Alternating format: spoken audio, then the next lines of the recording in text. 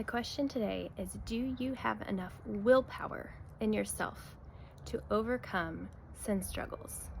Can you just will to just stop what you've been doing? Can you decide to and choose to? And is that enough? We might think so, and on the front end it might seem like enough for a little while because we can choose to stop doing things.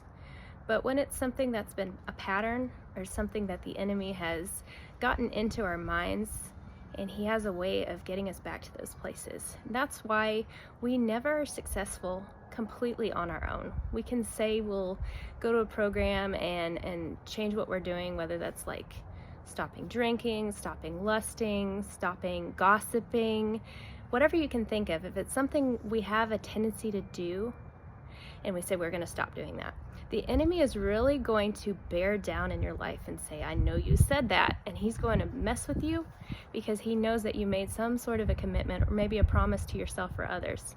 He's going to try very hard to get you to break that. So that's why it's super important that when you make those commitments and when you decide you want to change, that you involve God, that you involve prayer, that you bring it before him and say, I want to stop doing this. And in a humility type of statement, say that I cannot do this without you, because that is absolutely true. If you want to be successful, if you want to be set free, it's not just what we see in the physical realm. There are things working against us in the spiritual realm. So make sure you bring that before God, because there are angels and things that you can't see that are helping defend you against the enemy's attacks.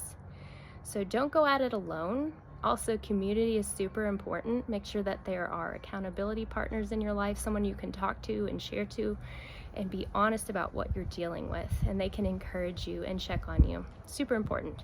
But prayer is the number one thing that you need, because you don't need to go at it alone. You don't need the enemy to think that you are standing alone and weak, because truly all of us are way weaker than we think we are. If you think about Paul in the Bible, he talks about how he does what he doesn't want to do, and he doesn't want to do what he does, and it's all contradictory, because he's just, even though he seems like such a strong individual, he also struggled with this battle of his mind, and he had to bring it before God.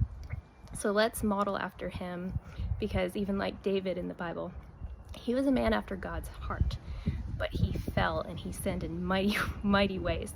So none of us can get past that. All of us need God's help. Let's surrender and ask for his help today.